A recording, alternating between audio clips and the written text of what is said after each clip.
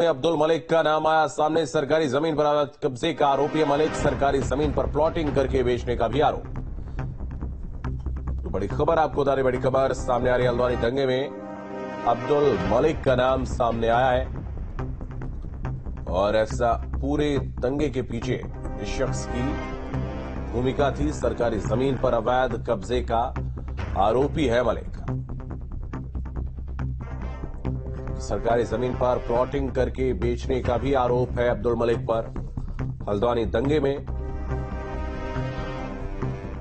अब्दुल मलिक का नाम सामने आया है। सरकारी जमीनों पर यह अवैध कब्जा करता था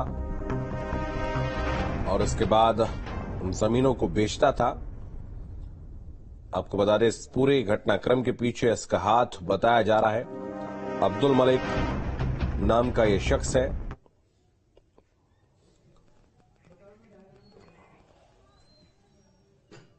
हल्द्वानी हिंसा के मास्टरमाइंड के तौर पर अब्दुल मलिक को देखा जा रहा है। अब्दुल मलिक शहर का पूंजीपति है। कई बिल्डिंग और कई दूसरे कारोबार हैं। काफी संपत्ति अब्दुल मलिक ने कमाई है। राजनीतिक तौर पर भी काफी ज्यादा सक्रिय है। इससे पहले अब्दुल मलिक चुनाव भी लड़ चुका है।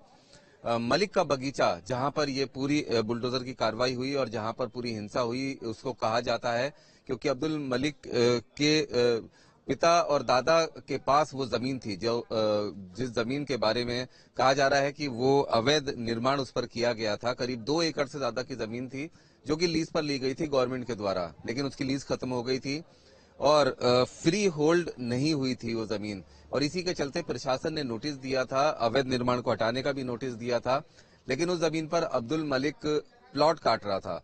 वो संपत्ति बेचने की भी कोशिश कर रहा था, जिसकी लगातार शिकायतें प्रशासन को मिल रही थी।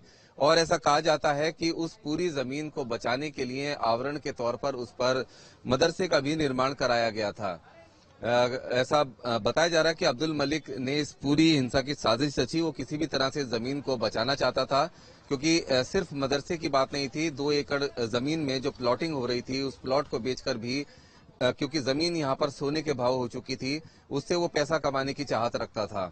जिसके बाद ऐसा कहा जा रहा है कि ये पूरी साजिश रची गई और जब प्रशासन यहाँ पर बुलडोजर कार्रवाई करने के लिए आया, उस समय उनके ऊपर पथराव किया गया, आगजनी की गई और हल्द्वानी शहर में पूरी तरह से तनाव हो गया। अब फिलहाल इस पूरे मामले की जांच की जा रही है। अभी शहर में कर्फ्यू लगा है और जो कर्फ्यू है उसके बाद कुछ जगह पर जो है वो छूट दी गई है ताकि एसेंशियल चीजों की, लोगों की जो जरूरत है उसको पूरा किया जा सके। और साथ ही साथ प्रशासन की कई टीमें